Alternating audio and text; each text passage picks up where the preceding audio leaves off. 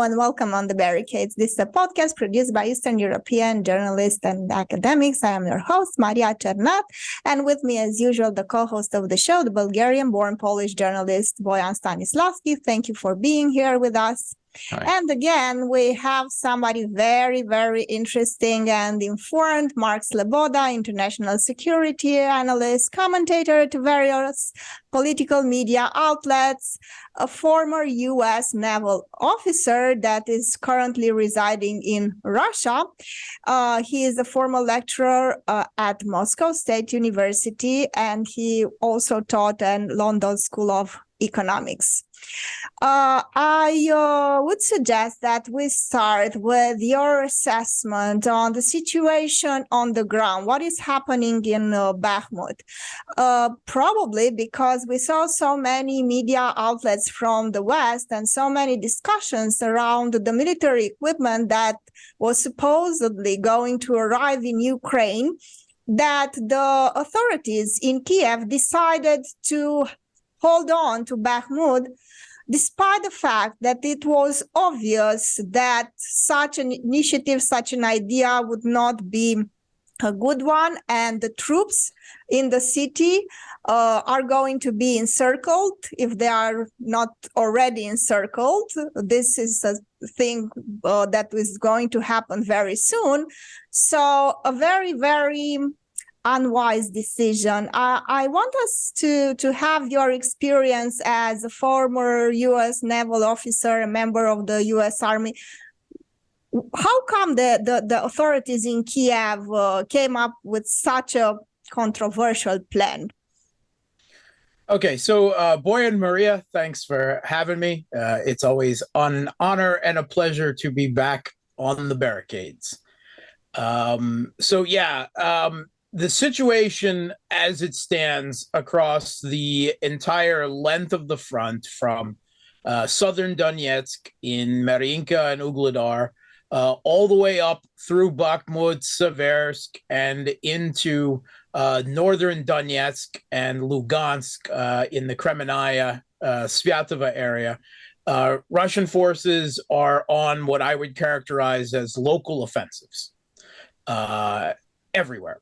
The entire length of the line. And there are multiple Kiev regime-held cities at this point. Bakhmut is, certainly the most famous and attracts the most media attention, but also Seversk, Avdiivka, Marinka, and Ugledar are all facing Russian encirclement by Russian forces at this point. And when I say Russian forces in Bakhmut, it's actually primarily Wagner, the Wagner Russian PMC that is doing and has been doing the heavy lifting in that area. Now, that be said, first of all, this is not the Russian big arrow winter offensive yet. That hammer has yet to fall. There are still hundreds of thousands of Russian troops poised at various places around the borders of Russia and Ukraine and Belarus that will be entering the fray within the next 2 weeks. And finally, the Western mainstream propaganda outlets have begun to kick up on that. And there was a piece just in the British Telegraph in the last couple of days that was trying to prepare the Western audience that have been spoon-fed a steady diet of propaganda for months now about the course of the conflict, that shocking Russian gains may be imminent. Yes, they are, because that is the course of the conflict. And it's nice that you finally, have to admit that fact. So Bakhmut is Russians call it Artyomovsk, as do the locals. They don't call it Bakhmut. It is in central Donetsk, and it is the midpoint of the second to last Kiev regime major defensive line in Donetsk and in East Ukraine. After this, the last line is the Slavyansk, Kramatorsk, Konstantinovka line, and that is actually where it all began. All right, Slavyansk and Kramatorsk is just a couple, of months after the Kiev regime overthrew the government and seized power in Kiev in 2014. The uprising against it began there. All right, so it's going to finish at least in the Donbass where it all began, which I think is a nice bit of symmetry and poetry. Bakhmut is the centerpiece of the second to last defensive line, and just a month ago, Russian forces, again led by Wagner, punched through the Kiev regime defensive lines just north of Bakhmut at Soledar, right? Mm-hmm. Named salt, in Slavic languages that I'm sure that a lot of your audience are familiar with because of the deep, insane science fiction, huge salt mines that you could drive battleships through beneath Soledar.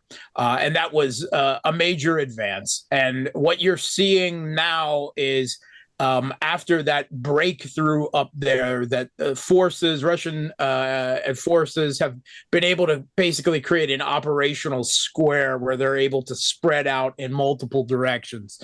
And for the last, I would say, 5 or 6 weeks now, Russian forces have been circling north and south of Bakhmut while also pressing in a holding operation into the residential area, which there aren't any people living anymore. It's all been turned into firing points.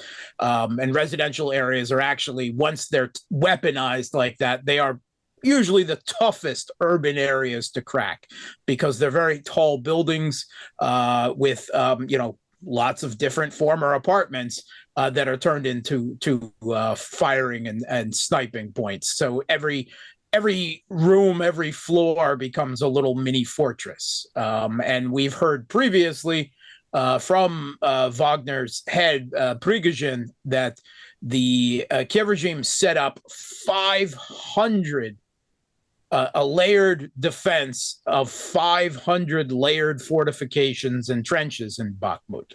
This might in future be regarded as the most pivotal battle of the conflict. Certainly it is thus far.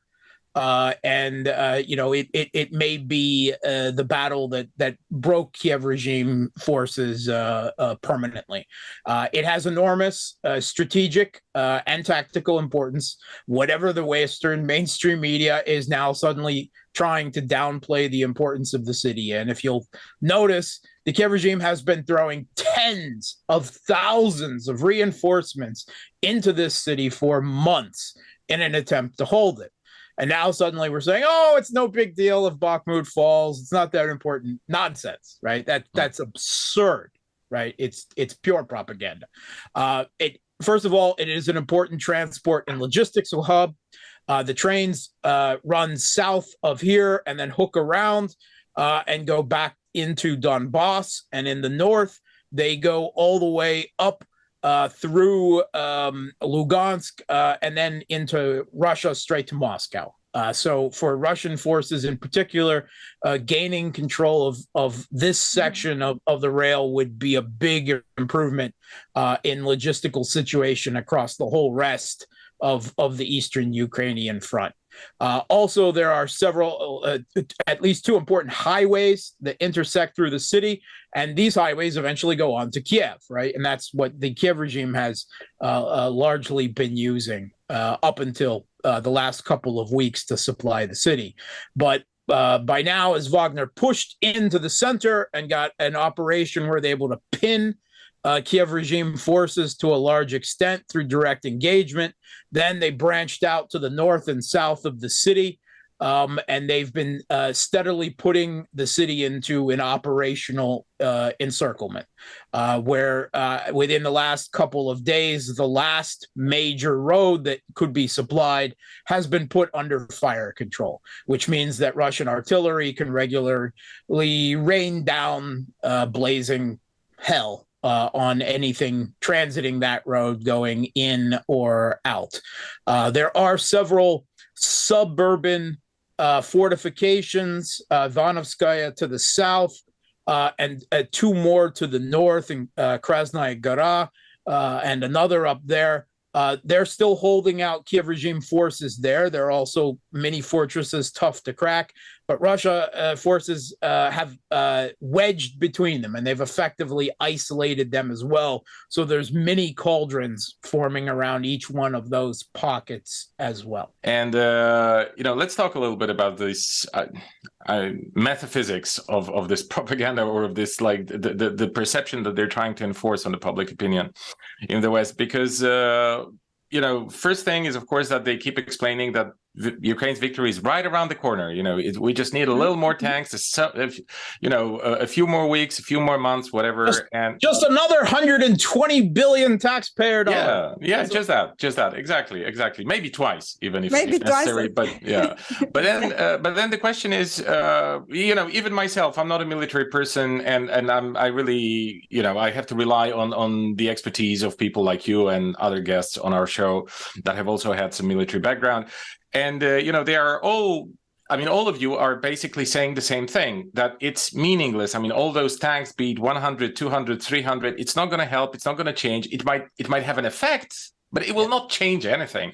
And I wonder, what about, that's metaphysics. Like, that's one part of those metaphysics. Like, what are they hoping for? What is the kind of, is it ignorance? Plain stupidity? I don't know. Is it that they're actually hoping for something? Is it like they are hoping for things to maybe somehow suddenly, fold for Russia, and Russia decides for some metaphysical reason that they're expecting some miracle? I don't know, that things are gonna, the tide's gonna be turned, the table is going to basically be turned 180 degrees, whatever. I'm not sure. I'm asking that genuinely. I really don't know. And then, when you come to the other part of the metaphysics, is Zelensky reinforcing failure all the time. And this Bakhmut thing, even the New York Times is already starting to prepare the American public opinion for the fall of Bakhmut. Okay, I've seen those articles like 2 or 3 days ago. They might be older, but I've seen them 2 or 3 days ago. And there are other things that, those media headlines that you referred to in the British press and many other places, even the Polish right-wing media are already starting to, right-wing, the pro-government, obsessively pro-government ones, they are already starting to discuss, like, Bakhmut is a city which basically might turn out to be the other, the kind of the copy of Mariupol. So we can see the discourse is changing, but still the reinforcement of that failure continues. And I wonder what is happening there. Do you have any idea? There are some theories, by the way, but what's yours? Yeah. So, first of all, what the West hoped and planned for is that Western sanctions would crush the Russian economy, right? And that would lead into, what is essentially the remainder of their plans now, that the ruble would crash, that the Russian people would be impoverished, that they would also some not only bad understanding of global markets, of the Russian economy, of the importance of commodities, but also some primary misunderstanding of the Russian domestic political situation and society. They believe that the Russian people would be, economically impoverished, and also that they would be extremely upset about casualty numbers coming back from Ukraine, that they would, not support the Russian military intervention in Ukraine, and that this would put pressure on the government if it didn't outright result in some type of regime change, that it would at least force the Kremlin to pull out, to drastically scale down, their plans and so forth. Obviously, that didn't happen. And that was a huge miscalculation on the West's part. The Russian economy has, by any conceivable measure, been more resilient to Western, existential economic war of sanctions and everything than even the Russian government was expecting. Actually, the Russian finance ministry was predicting some pretty dire things. So that is a huge surprise to everyone. And that plays into what is from the entire rest of the time, since it was clear that plan was not going to work out, is information war. This is the big hope, to convince the Russian people, Russian society, the troops at the front, but also sometimes even more importantly, the families back at home, that Russian casualties are so high, that Ukrainian troops are doing so well, that they're resisting so in such a united fashion and driving out the Russians, and to pound home what the West sees as, this evil aggression home, and to create the perception of Russian government and military incompetence, of insane and frankly absurd casualty rates, which, continues, right up in the Western media until today. And to try to force political pressure, domestic pressure at home to get the Russian government to, if not withdraw, then again, at least drastically scale down and go to the negotiation table early, with much less than they would gain through a military victory on the battlefield. Right, that is the hope. That is all they have left. And to that end, they keep presenting a propaganda image that they cannot allow to be tarnished of Ukrainian strength and Ukrainian victory and Russian corruption and Russian incompetence and low Russian morale and the like. And you're not allowed to diverge from that. Even the main Western, main analytical, military think tanks like the Institute for the Study of War, perhaps better known as the Newland Kagan Neocon Propaganda Institute, right?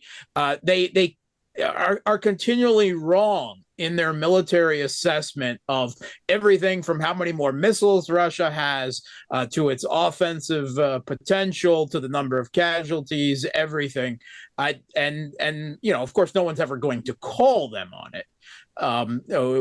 People in the Western media and commentary, no matter how many times they're wrong in predicting the collapse of the Russian government and economy every year for the last 20 years, they still draw paychecks and they still have honored fellow positions at these institutes. Yeah, no one's going to confront them. Okay, but then the reality is going to confront certain statements, right? I mean, at one point, it'll happen that Bakhmut will fall. Yes. Yes. And then what are they going to say? At that point, what are they going to say? Is that, it's the Ukrainians' fault. The government was corrupt and we didn't understand it. We didn't really know what was going on. And the Russians infiltrated it and there were saboteurs. And that will be the end. I mean, there will always be an escape clause, right? And of course, Zelensky at some point will more than likely receive a great deal of that personal blame, some evidence about his incompetence or his corruption or his drug use or something will be trotted out to provide that exculpatory, excuse, that factor. But there is more to it, right? For one, the U.S. military, the way that the thinkers and the planners, right, the military wing of the blob, first of all, they think that this is great. They are perfectly happy with this situation, right? This may be a plan B or a plan C, but that's the way they operate, right?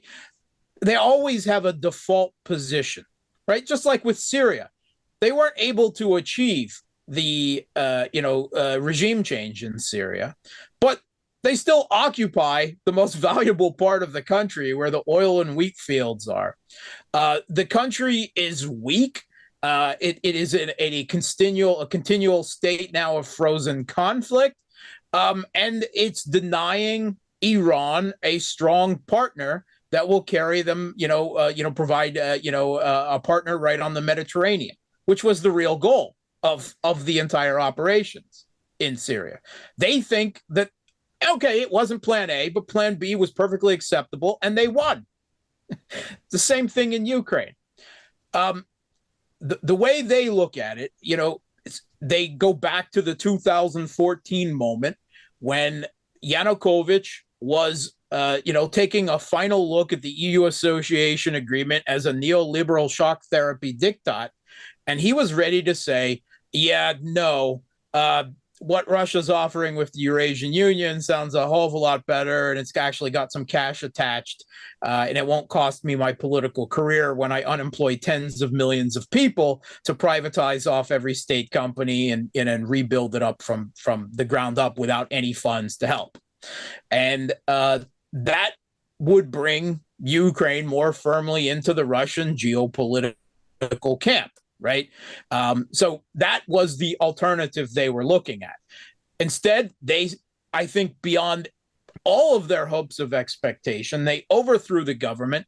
They managed to enforce the Banderite ideology of West Ukraine to a very large extent on the rest of the country, at least central Ukraine, partially in East Ukraine, and turned Ukraine into an armed battle platform, an anti-Russia on Russia's borders.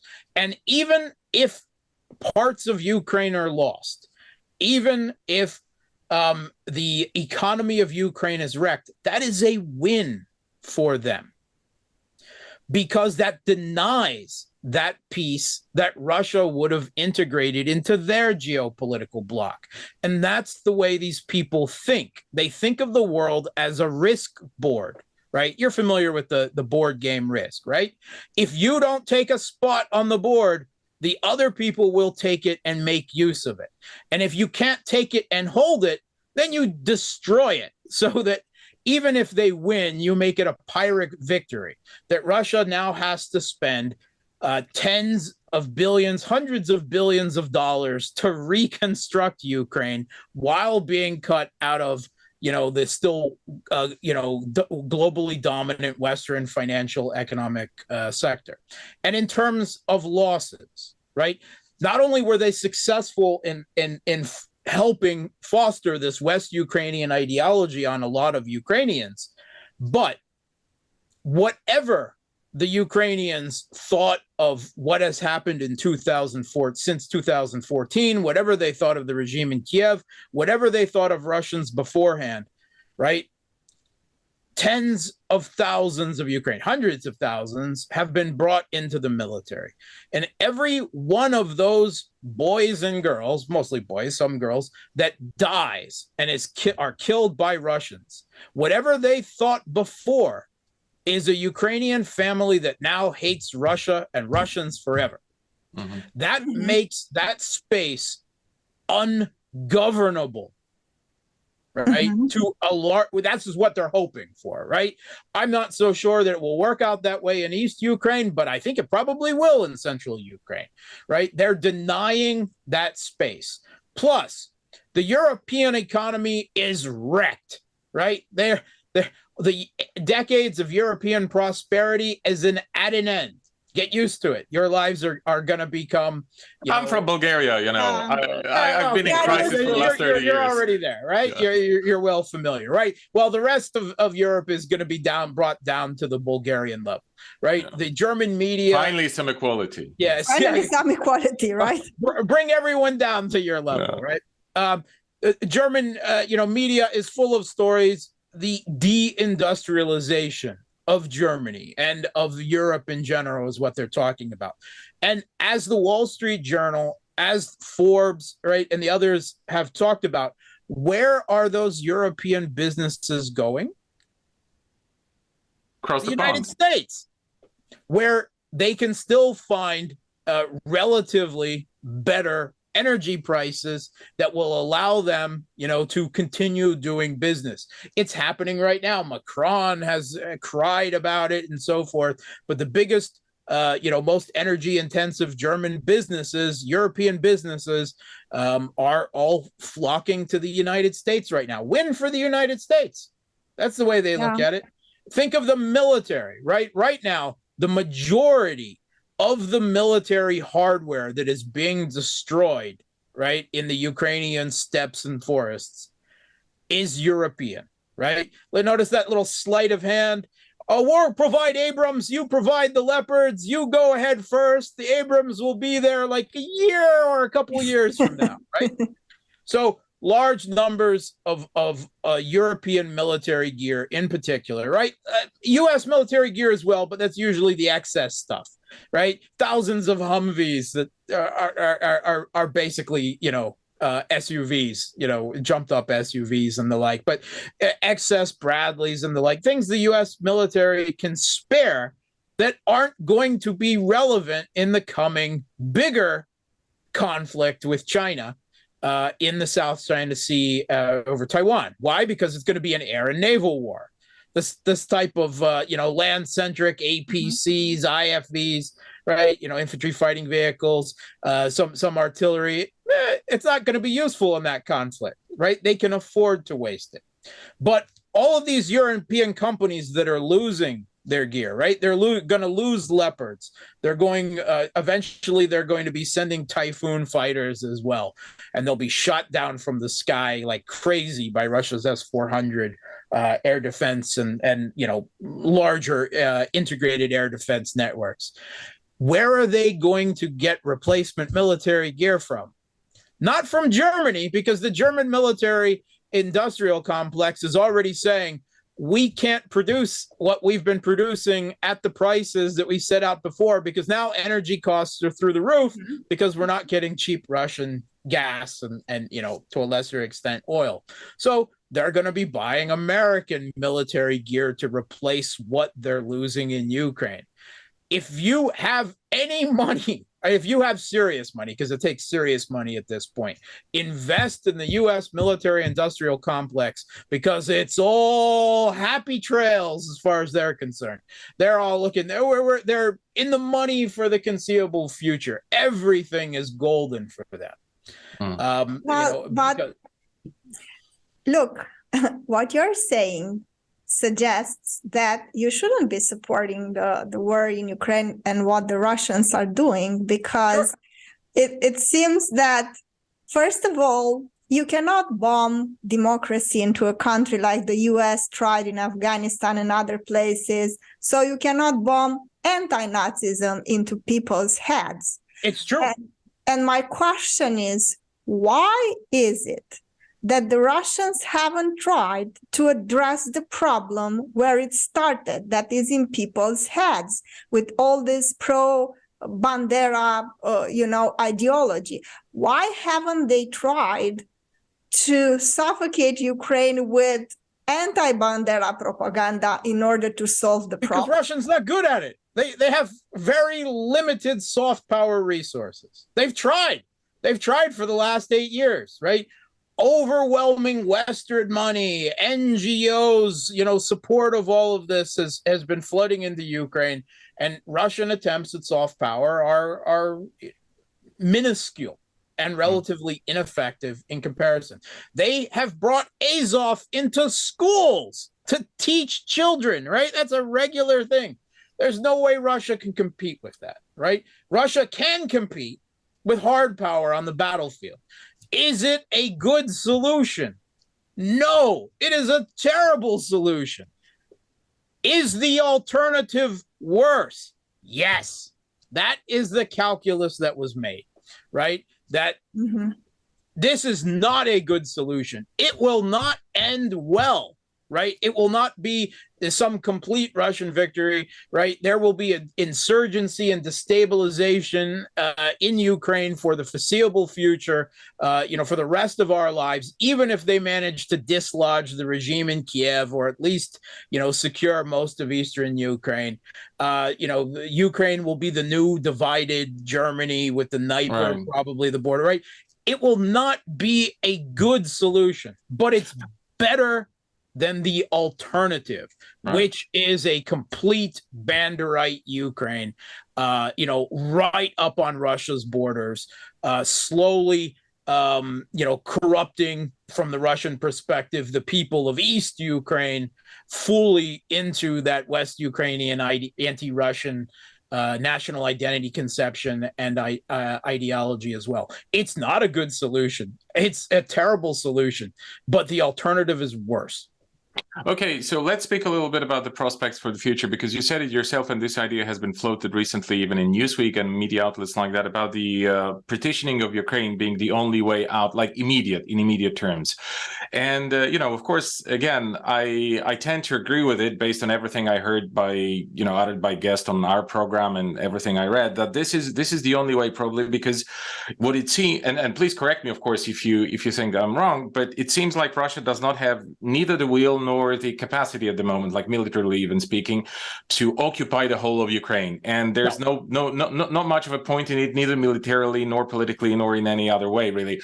And that the socio-cultural code between the peoples, the people in Western Ukraine, the inhabitants of Western Ukraine and Eastern Ukraine, former Ukraine, as some like to refer to it, are two completely different concepts, basically, and which are mutually exclusive to a large extent, by the way, despite the fact that they were locked in one country for a long time. So I'm thinking, and Russia is also using this phrase a lot. I mean, Russian commentators, even some Russian officials, that there has to be some self-determination for East Ukrainians, and that they can be crushed. And I tend to agree with it. Of course, there has to be, and someone like all processes like that, they have to start with someone actually reaching out to the people and trying to figure out what is the massive, the massive emotion about certain political emotion about certain elements. And quite clearly, we now know that the question of territorial integrity, which is referred to as some kind of sacred phenomenon, is no longer Kosovo. Yeah. Okay. Yeah. Thanks.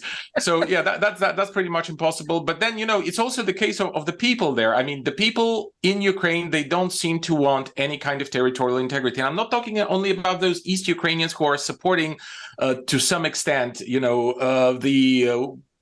war, the military operation, the military efforts on the part of Russia. But I'm also talking about the West Ukrainians, because, many of those people, by the way, from the East and from the West, are now in Poland, where I live and where I've lived for the last, nearly 30 years. And I think it's important to stress, by the way, that there are many Ukrainians from the East here as well. I mean, the Polish are all convinced that it's all people from Lvov and around. No, that's not true. And, I've spoken to many of them, even in my neighborhood, which speaks Russian now, which I have no problem with. I like Russian. I speak Russian. I understand. I can speak to those people. But what comes from those conversations? And I think it's something that I'd like you to comment on, because what they say, of course, they don't like each other, to hang out with each other so much, those from around Lvov and those from around Kharkov, for example. But, they share one thing. They say, and you can read that also in many open forums in the internet, of those migrant, people from Ukraine, migrants from Ukraine in Poland. They say, and other European countries, they say, look, let's stop talking about this, we're going to take Crimea, we're going to take back Luhansk, we're going to take back... Let's just stop talking this crap, because no one believes in it. Nobody. I mean, with the exception maybe of some Zelensky fanatics, if there are any, no one believes in that, including those people who are from this West Ukraine, and they just want to go home, somewhere home. They don't want to live in permanent exile. And, I'm thinking that we should also give those people a voice. And I don't know whether Russia will be in a position to give them a voice, but let's have the West give them a voice at least. And those people, Mark, they are thinking. They clearly are. I mean, some of them are even looking to, going back through history books and all kinds of texts which are available in the internet. And some people have even mentioned that they should reestablish some kind of, the continuation of the Kingdom of Galicia or Lodomeria, or, that kind of stuff. Some others speak about themselves that they want to go back home to Galicia or West Ukraine or something. And I want you to please talk about that for a while. I mean, is there a possibility that someone will actually reach out to those people and kind of, listen to those voices, to those discussions, and allow them to have some kind of rump Ukraine, which is not going to be anti-Russia, but it's going to be some kind of home for all those people that are now spread around Europe, and millions of them in Poland and Slovakia and Romania and Bulgaria too, by the way. What are your thoughts? Yeah, absolutely. First of all, Russia will never occupy all of Ukraine. I don't believe so. I agree with you.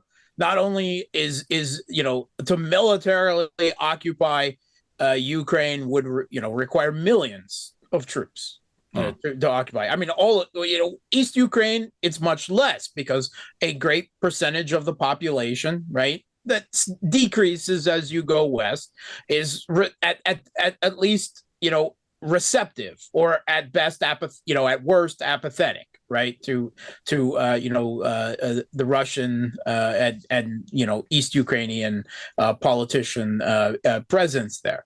As you move further west, it goes the exact opposite, right? And Ukraine is a very socially and politically divided country. And when you said they have actually been part of one country for a long time,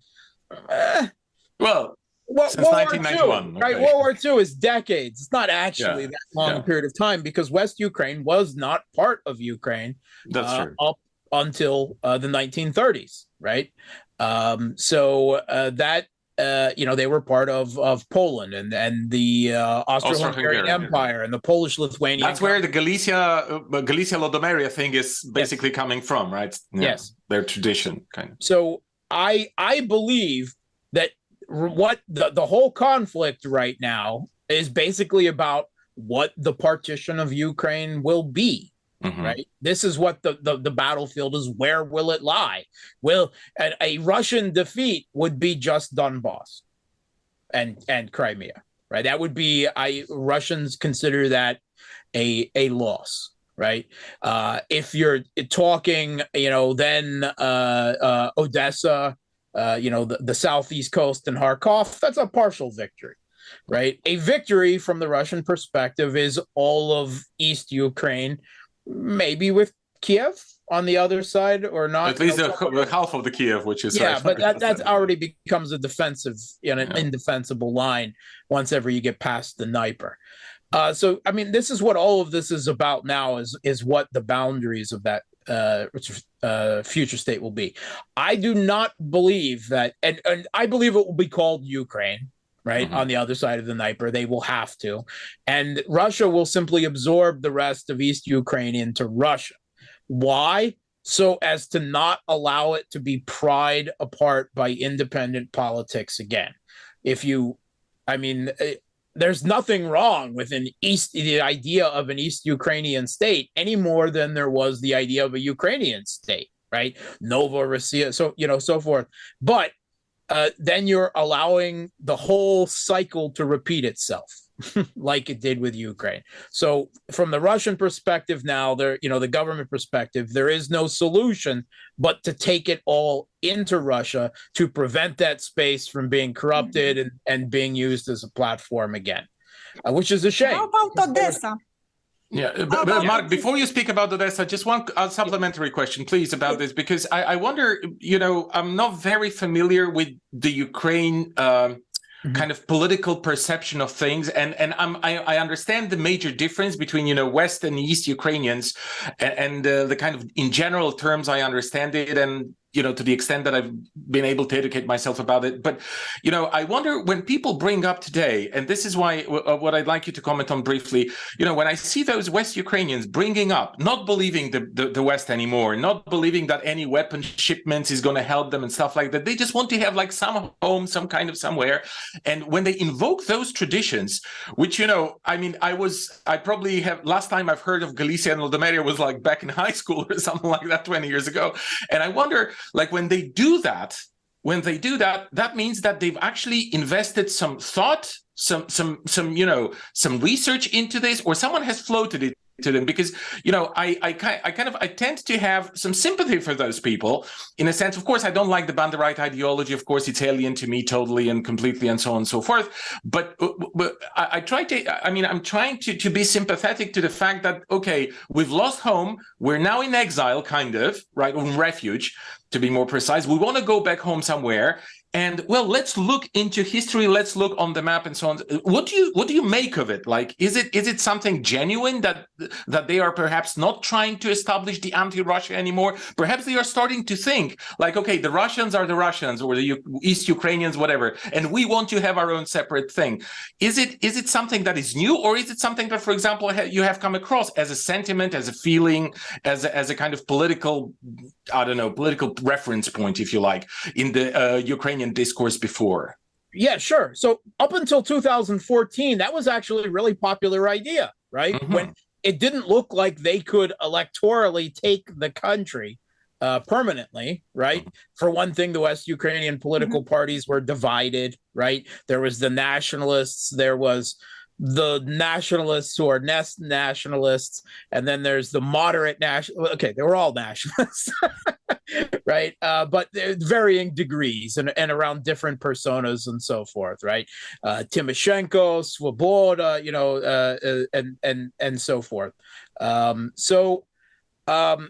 And even since seizing the country in 2014, there have continually been people on the Maidan media, on Euromaidan and others, suggesting we'd probably be better off without East Ukraine. Let's get rid of the Donbass and Crimea, mm-hmm. and we can have the rest of Ukraine. And now they're really disenchanted with large numbers, of course, people in Kharkov and Kherson and Zaporozhye.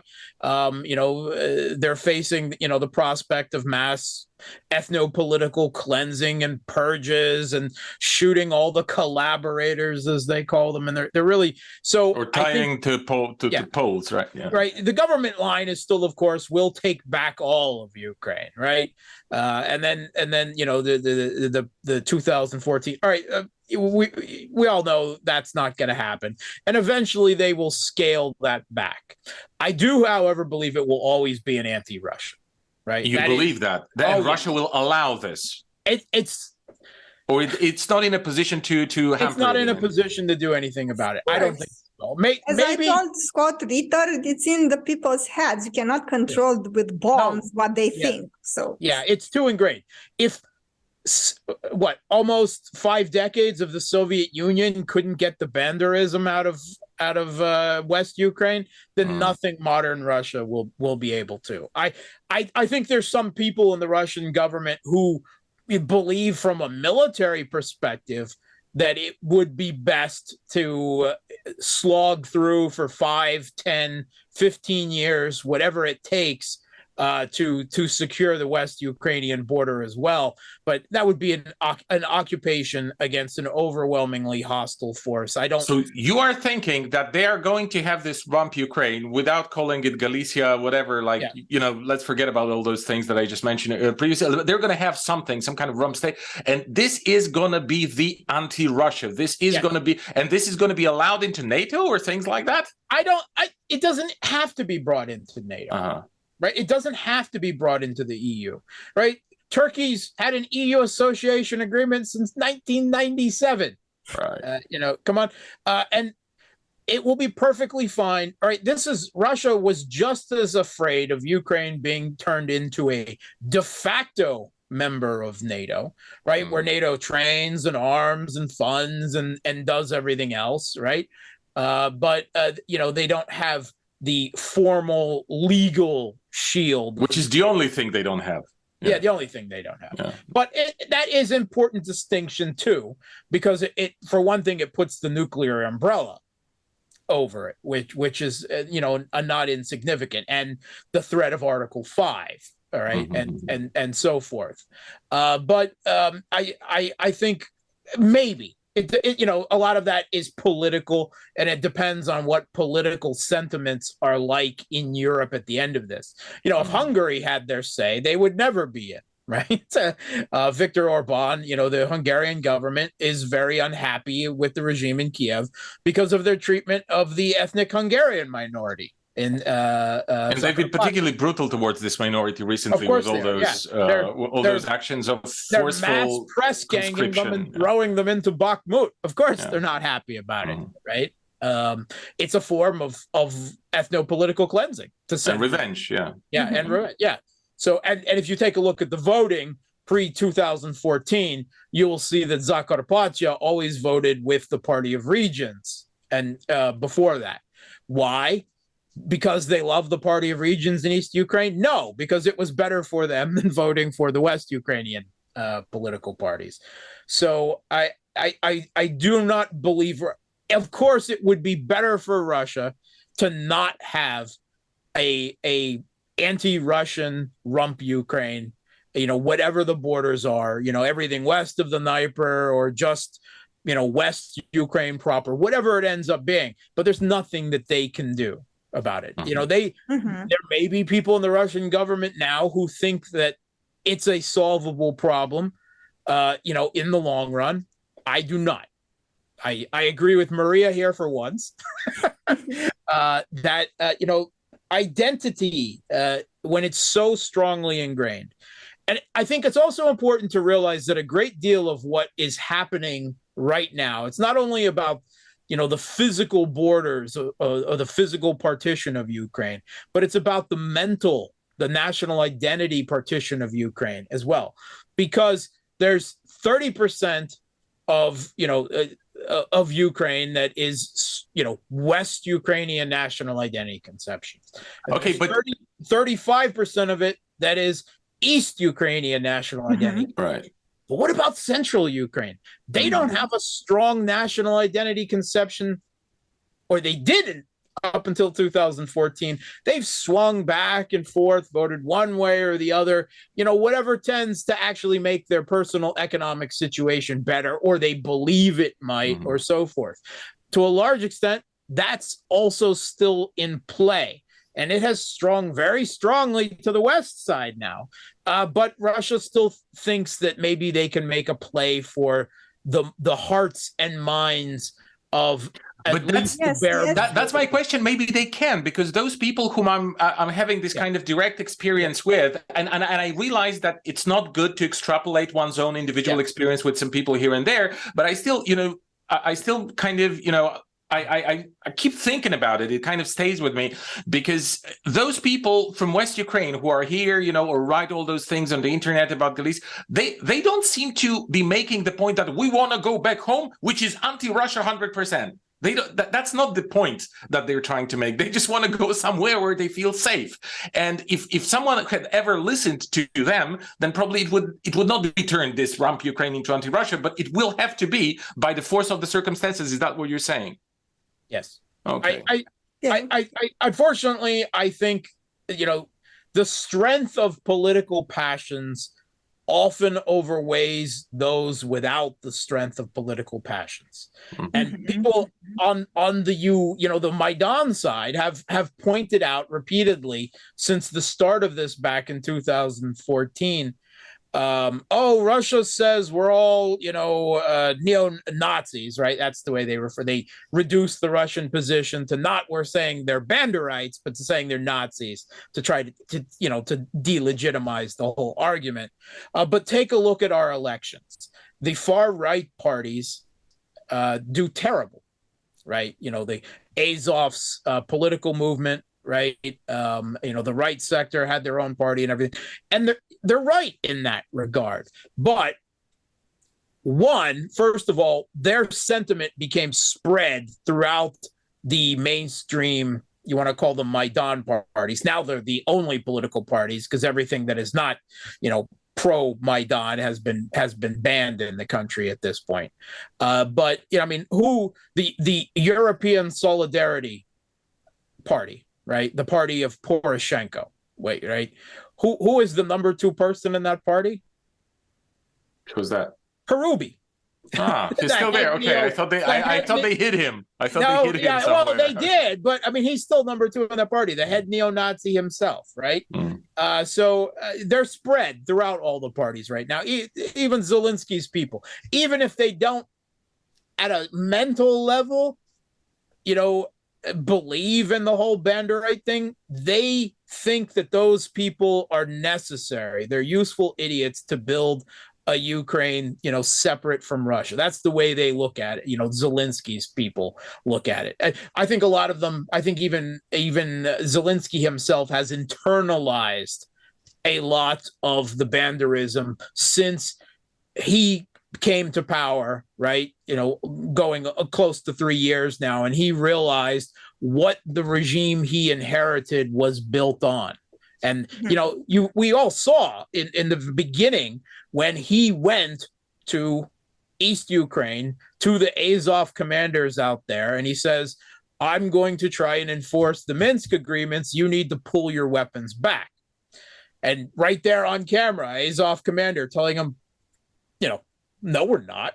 F off. Who are you?" Right? And he's like, "I'm not some Joe Schmo off the street. I'm the president of Ukraine," he whined. And the Azov guy was like, "Yeah, sure. Okay, whatever. We're not pulling the weapons back." Right? And very soon after that, he stopped any attempt. I think he started then to realize what his regime that he inherited was built on, and that that's what he was stuck with. And since then, I assume that he's in a kind of Stockholm syndrome situation. He started to internalize it. He didn't start off as a Banderite. He's from Dnipropetrovsk. He comes from. He's not Jewish himself. Not in the faith, but his father is a very serious Ukrainian Russian Jew. From Dnipropetrovsk. All of Zelensky's movies, all of his comedic career, he was speaking in Russian.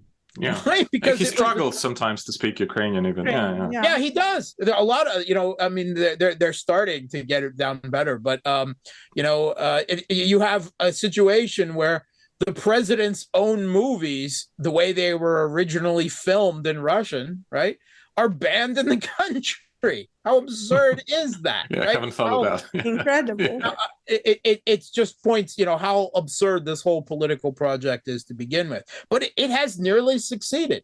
And if Russia hadn't intervened, it would have succeeded in the long run. In another 10, 20 years, it all would have been inerasable.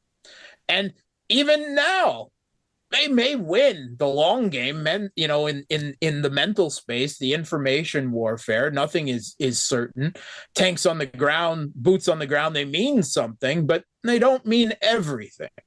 Mm-hmm. So, and certainly, I agree. I think central Ukraine is still in play for their hearts and minds in the long term. I think it's a long shot, actually, from the Russian and East Ukrainian perspective. But there's still some hope there. Thank you so much. All the very best to everyone. Stay healthy and keep fighting. We'll see you in the next segment.